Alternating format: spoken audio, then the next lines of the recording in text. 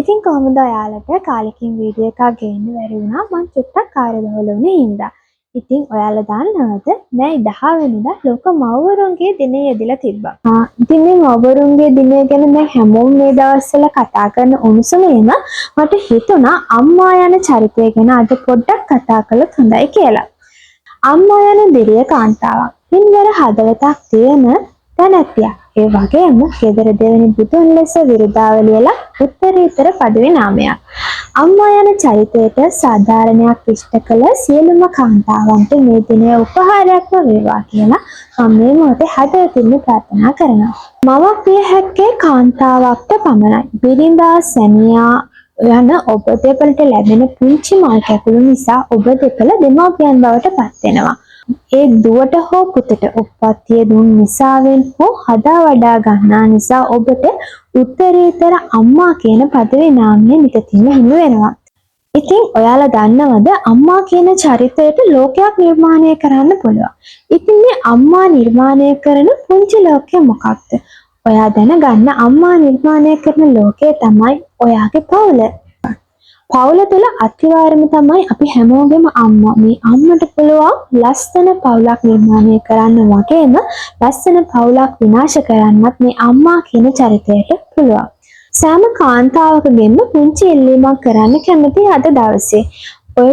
ඔබේ පවුල ඇතුලේ යම් ගැටලුවක් තියෙනවා නම් දෙදෙනා සමග ගැටලුව ගැන කතා කරලා විසඳීමකට එන්න. ඔබ දෙපළගේ ගැටලුව විසඳ ගන්න බාහිර පුද්ගලයන් කිසිම විටක සම්බන්ධ කරගන්න එපා. ඔබේ ආත්මගරුත්වය නැති වෙන කිසිම කාරණාවක ඔබ නිරත වෙන්න එපා. අපි ඒ ගැන පස්සෙවට කතා කරන්න. ලියාගමු වෙන වීඩියෝ එකකින්. ඒ වගේම ඔබ දෙදෙනාට කතා කරලා මේකට විසඳුමක් ලබා ගන්න බැරි නම් ඔබට පුළුවන් මනෝපදේශන සේවාවකට යොමු වෙන්න.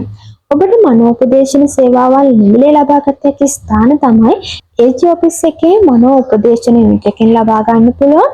එහෙමත් නැත්නම් සෑම රෝහලකම මානසික සායනයකින් UPS-කින් ලබා ගැනීමේ හැකියාව තියෙනවා. ඔබට පෞද්ගලික අංශයෙන් උනත් හොඳ පළපුරුදු මනෝපදේශන සේවාවක් ලබා ගැනීමේ හැකියාව අද වෙනකොට ලංකාවේ පවතිනවා. ඔයන්න හෙම්බත් වෙලා ඔබට ගැටලුවට පිළිතුරක් ලැබුණේ නැත්නම් ඔබ කොහොමද ඒකට මුහුණ දෙන්න ඕනේ? ඔබට මෙම ගැටලුව සාමාන්‍ය ගැටලුවක් විදියට අමතක කරලා දාලා හරි යටපත් වෙන්න හැරලා ඔයාගේ පවුල ඇතුලේ වෙනදා වගේ සහයෝගයෙන් hina වෙලා වැඩ කටයුතු කරගෙන යන්න පුළුවන් නම් පවුල් සංස්ථාව තුළ සතුටින් ජීවත් වෙන්න. එහෙමත් නැත්නම් ඔබ අනිවාර්යයෙන්ම දික්කසාදයකට යන්න. මොකද ගොඩක් කාන්තාව හිතාගෙන ඉන්නේ තාත්තා නැතුව හැදෙන දරුවෙක් මානසිකව පීඩනයට ලක් වෙනවා කියලා.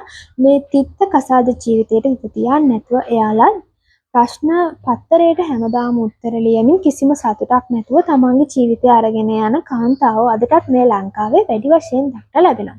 නොදන්නා වුණාට ඔබ ප්‍රශ්නත් එක්ක මේ පෞල් සංස්ථාව ඇතුළේ ජීවත් වෙනකොට ඔබේ දරුවන් ඔබ හිතනවාටත් වඩා මානසික ආබාධවලට ඒ වගේම විවිධ අනතුරු වලට විවිධ ගැටලු වලට යොමු වෙලා තියෙන අවස්ථා අපිට බහුලව දක්නට ලැබෙනවා. කෙනෙක් එක්ක කතා කරගෙන යනකොට අපිට දැනෙන දෙයක් තමයි පවුල කියන සංස්ථාව හරියට නැති තැන තමයි ගොඩ ගැටලු නිර්මාණය වෙලා තියෙන්නේ මේ වෙනකොට වර්තමාන ශ්‍රී ලංකාව තුළ.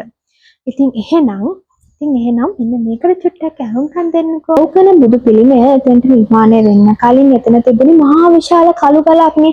ඉතින් මේ මහා විශාල කළු ගල ලස්සනට ඔපදාලා බුදු පිළිමයක් බවට නිර්මාණය කරේ වඩුවෙක්ගේ හස්තයකින්. ඉතින් ඒ වගේ තමයි ඔබේ දරුවා කවදා හරි දවසක මේ රටේ දිදුලන තරුවක් නම් ඒ නියමුව අම්මා නම් උත්තරීතර හස්තයෙන්ම පමණයි.